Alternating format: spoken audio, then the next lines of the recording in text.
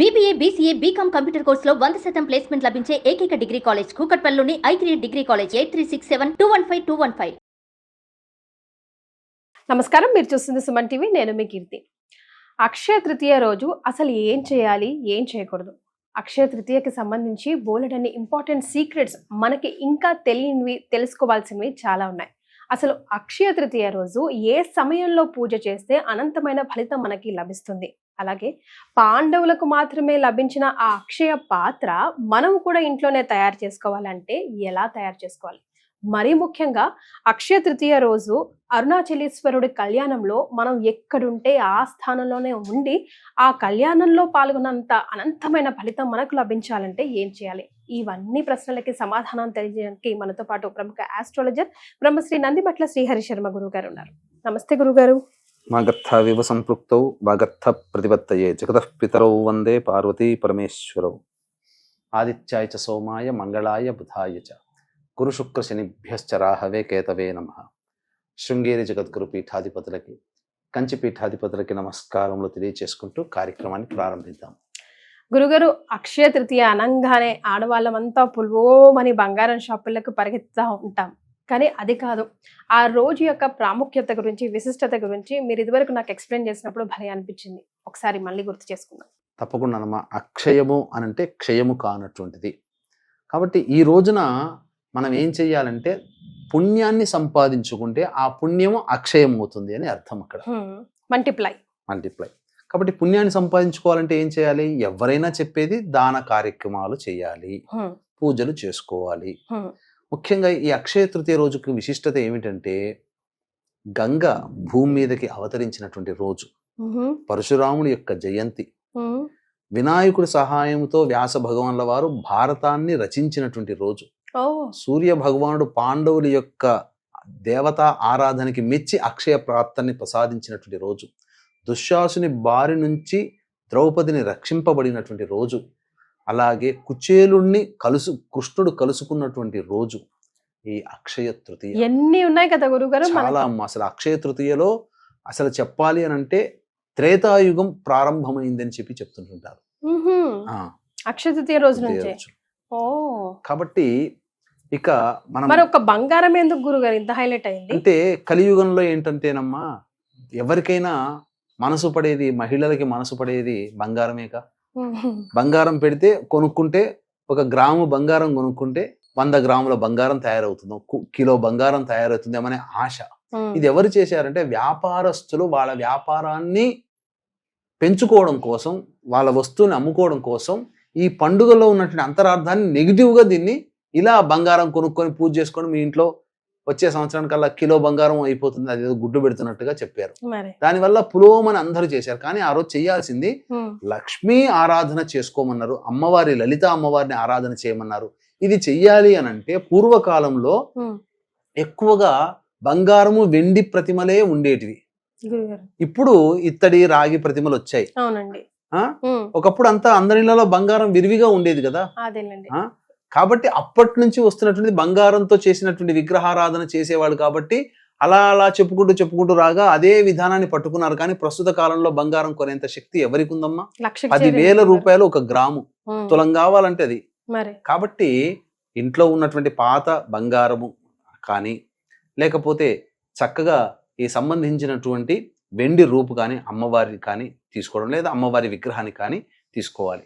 ముఖ్యంగా ఈ రోజున లక్ష్మీప్రదమైనటువంటి వస్తువుల్ని తీసుకోవాలి. అసలు ఈ అక్షయ తృతీయ రోజున మనకు గొప్పదైనటువంటి సమయం చెప్పుకున్నాం. పూజ చేసుకునేటువంటి సమయం ఏంటంటే ఉదయం 5:54 సూర్యోదయం అవుతుంది. ఆ దారభ్యత మనకు. కానీ వృషభ లగ్నము ఎందుకు చెప్పబడిందంటే, వృషభ లగ్నము స్థిర లగ్నము, శుక్రుడు అధిపతి, ఆ శుక్రునికి అధిష్టాన దేవత లక్ష్మీదేవి. పైగా ఆ రోజున రోహిణి నక్షత్రం ఉన్నది. శాస్త్రంలో చెప్పబడినటువంటిది ఏంటంటే కృత్తిక రోహిణి నక్షత్రము కలిసినటువంటి అక్షయ తృతీయ చాలా అలభ్య పుణ్యతిథి అని చెప్పబడి ఉంది. కాబట్టి గొప్ప ఫలితాలను ఇస్తున్నటువంటి తిథిగా చెప్పబడింది. ముఖ్యంగా ఈ సంవత్సరం వచ్చేటువంటి అక్షయ తృతీయ మళ్ళీ 12 సంవత్సరాలకి ఇట్లాంటి రోజు వస్తుంది. ఎందుకనంటే గురువు వృషభ రాశిలో ధనకారకుడైనటువంటి గురువు స్థిర లగ్నమైనటువంటి లక్ష్మీ లగ్నమైనటువంటి వృషభ లగ్నంలో ఉండగా చంద్రుడితో చరకారకుడైనటువంటి చంద్రుడు కలిసి ఉన్నటువంటి సందర్భం. ఇక్కడ మనము ఈ పూజ చేసుకునే విధానం చూసుకుంటే 6:46 నుంచి 8:46 వరకు వృషభ లగ్నం ఉంటుంది. అందున 6:54 నుంచి 7:54 మధ్య కాలము చంద్రహోర ఉంటుంది. అంటే లక్ష్మీ అమ్మవారికి ఉన్నటువంటి నామాలలో గొప్పదైనటువంటిది, అందరికీ అర్థమయ్యేటువంటిది ఏంటంటే చంచలాయై నమః. అంటే లక్ష్మి ఒక చోట స్థిరంగా ఉండదు, ఒక ఇంట్లో ఒక స్థిరంగా ఉండదు. అటువంటి స్థిరంగా ఉండనటువంటి లక్ష్మీదేవిని సూచించేటువంటిది గ్రహము చంద్రుడు.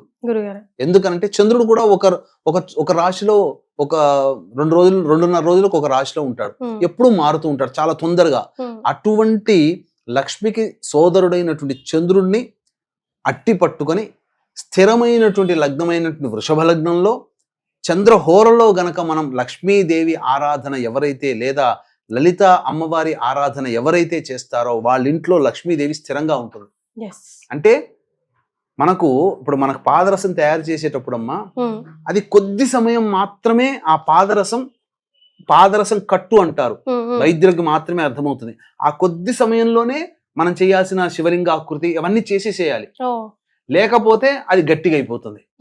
అలాగే ఇప్పుడు లక్ష్మీ అమ్మవారిని మన ఇంట్లో స్థిరంగా ఉండమని ప్రార్థించేది మాత్రం ఆ చెరుడైనటువంటి చంద్రుడు, చంద్రహోర స్థిరలగ్నం ఉన్నటువంటి సమయంలో, ఆ గంట సమయంలో గనక ఎవరైతే లక్ష్మీదేవిని భక్తిపూర్వకంగా లేదా లలిత అమ్మవారిని భక్తిపూర్వకంగా చేస్తారో వాళ్ళింట్లో స్థిరంగా లక్ష్మీదేవి ఉంటుంది. కాబట్టి లక్ష్మీ సంబంధమైనటువంటి వస్తువుల్ని చక్కగా ముందే సూర్యోదయం అవ్వగానే ఆ రోజున ఏమేమి తెచ్చుకోవాలంటారు గురు? పసుపు, గళ్ళ ఉప్పు, పసుపు, బెల్లము తెచ్చుకోవాలి. తర్వాత లక్ష్మీ సంబంధమైనటువంటి వస్తువుల్ని, అనగా చాలా మంది మంగళవారం సెంటిమెంట్ గా అనుకుంటుంటారు. మంగళవారం సూర్యాస్తం అయిన తర్వాత కొంత ప్రభావం తగ్గుతుంది. సూర్యాస్తం అయిన తర్వాత నవగ్రహ ధాన్యాలు తెచ్చుకోవాలి. కుబేర కుండలు అని అంటారు. అంటే చిన్న చిన్నవి అలంకరణతో చేసినటువంటి చిన్న చిన్నవి గురిలాగా ఉంటాయి, కుండలాగా దొరుకుతాయి. అందులో నవధాన్యాలు అంటే నవగ్రహాలకు సంబంధించిన నవధాన్యాలు 9 తెచ్చుకోవాలి. తెచ్చుకొని ఆ రాశిగా పోసుకొని ఒక పెద్ద పాత్ర, ఎటువంటిది ఉండాలి ఆ పెద్ద పాత్ర అనంటే మట్టితో కానీ ఇత్తడితో కానీ రాగితో కానీ ఉండాలి, స్టీల్ వస్తువులు వాడకూడదు. ఆ విధంగా పాత్రలో చక్కగా 9 పరచడం. తర్వాత లక్ష్మీ సంబంధించినటువంటి వస్తువులు గళ్ళ ఉప్పు, పసుపు, అలాగే బెల్లము, తర్వాత లక్ష్మీ గవ్వలు, గోమతి చక్రాలు, తర్వాత లక్ష్మీ ముత్యములు, తర్వాత లక్ష్మీ ముత్యం కూడా దొరుకుతుంది, అలాగే లక్ష్మీ శంఖము కూడా దొరుకుతుంది. అవన్నీ లక్ష్మీప్రదమైనటువంటి వస్తువులు. కుంకుమ పువ్వు ఇవన్నీ కూడా దగ్గర పెట్టుకొని మధ్యలో 3 తమలపాకులు పెట్టి ఆ 3 తమలపాకుల మీద వెండితో చేసినటువంటి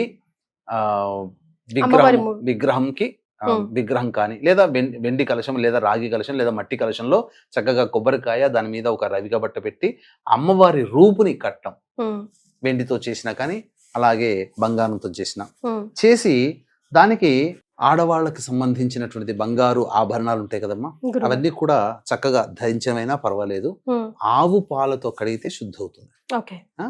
చక్కగా ఆవు పాలతో కడిగి తర్వాత మళ్ళీ మంచినీటితో కడిగి ఆ కలశానికి కానీ లేదా అమ్మవారి విగ్రహం చుట్టూ కానీ పెట్టుకొని లలిత అమ్మవారి త్రిశతితో అర్చన లేదా ఆ విగ్రహానికి ముందుగా చెరుకు రసంతో అభిషేకం కానీ లేదా లక్ష్మీ సూక్తముతో అభిషేకం కానీ లలిత అష్టోత్తరంతో కానీ లలిత త్రిశతితో కానీ అష్టోత్తరం పూజ కానీ లేదా లక్ష్మీ అష్టోత్తరంతో పూజ కానీ చేసిన తర్వాత మనం ముందుగా చెప్పుకున్నాం అక్షయ పాత్ర కూడా, పాండవులకి దక్కినటువంటి అక్షయ పాత్ర కూడా మనం కూడా సంపాదించుకోవచ్చు.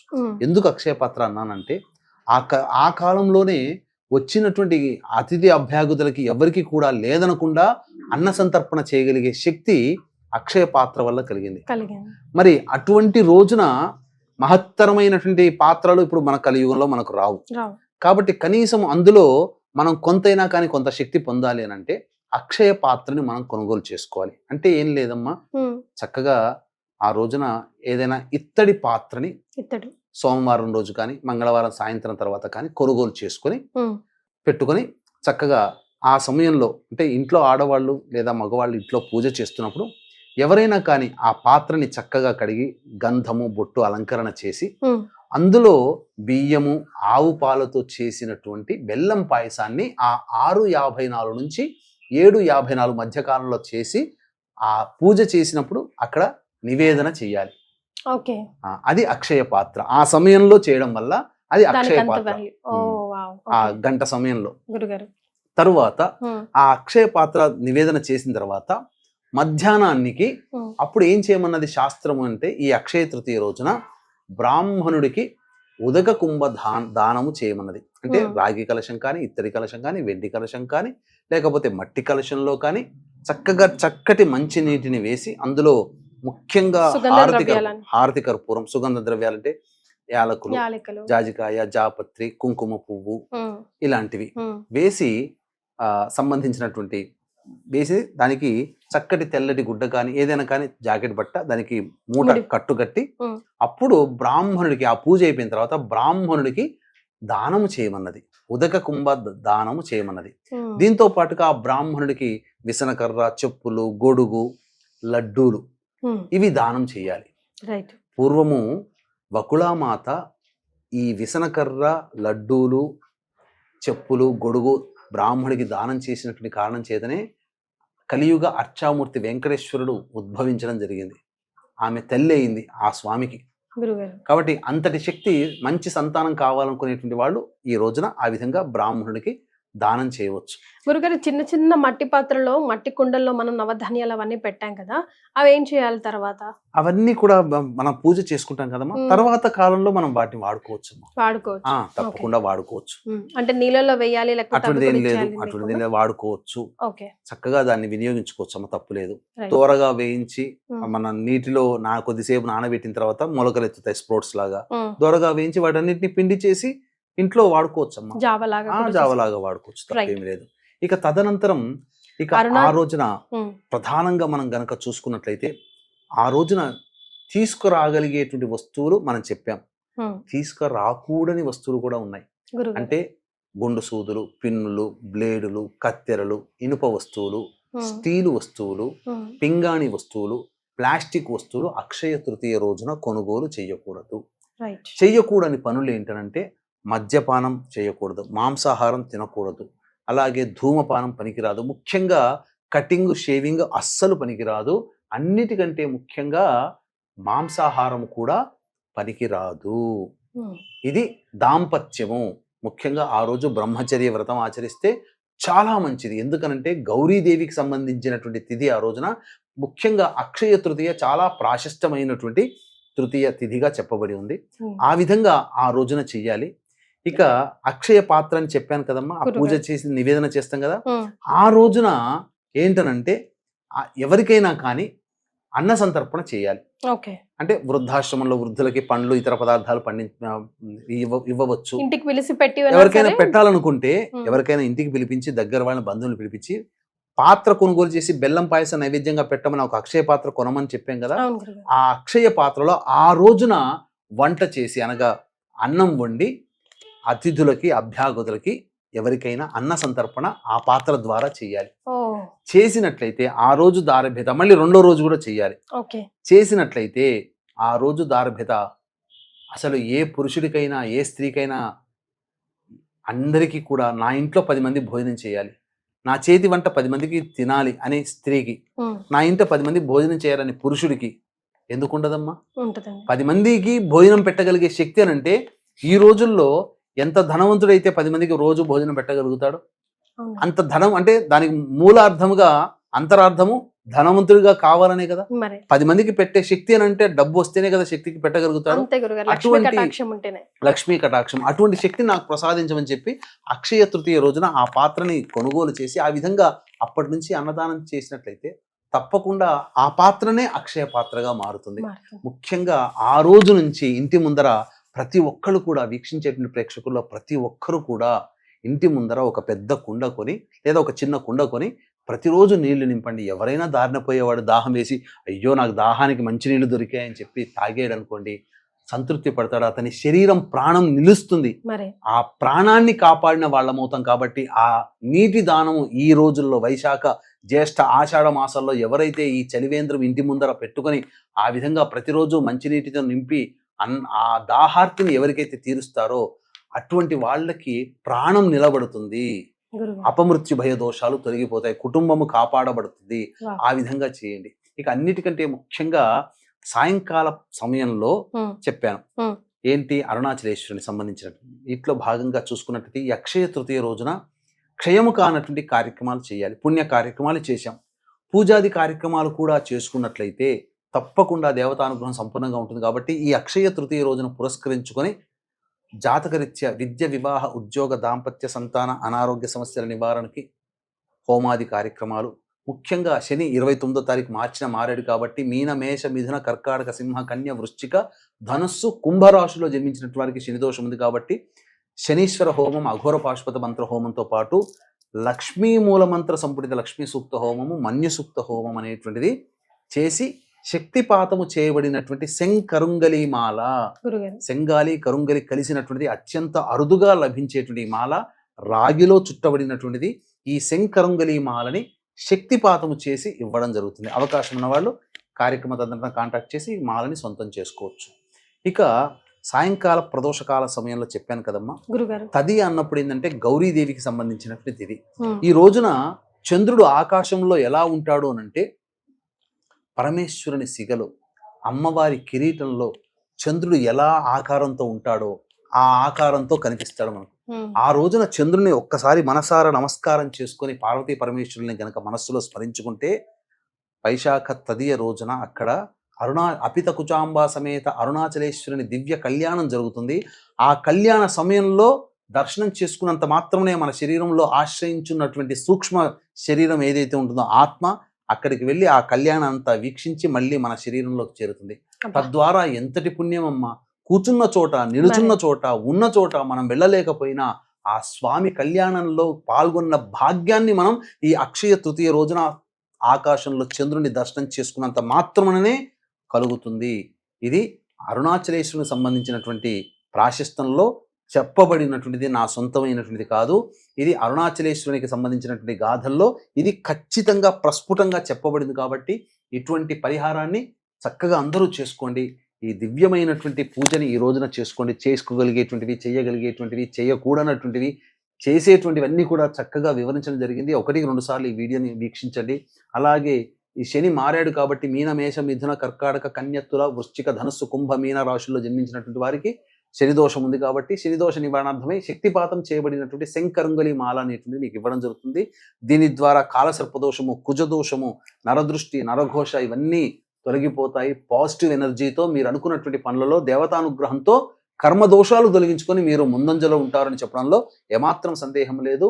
30వ తారీఖు రోజున ఈ కార్యక్రమం జరపబడుతుంది. 29 రాత్రి 9 గంటల లోపల ఈ కార్యక్రమంలో నమోదు చేసుకోవచ్చు. చాలా సంతోషం గురుగారు. అక్షయ తృతీయకి సంబంధించి తెలియని ఎన్నో విషయాలని ఈ వీడియో ద్వారా మేము తెలుసుకున్నాం. ధన్యవాదాలు.